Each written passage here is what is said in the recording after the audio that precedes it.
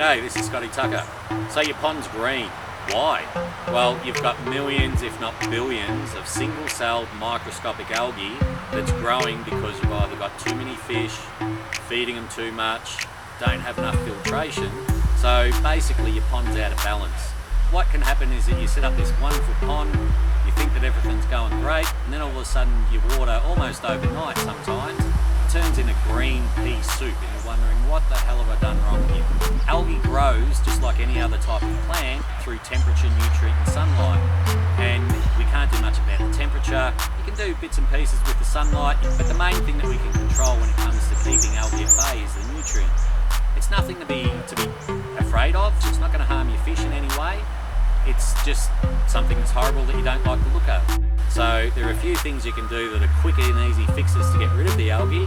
Why don't you watch our video on how to get rid of algae, and you'll be able to pick that up and get it into action.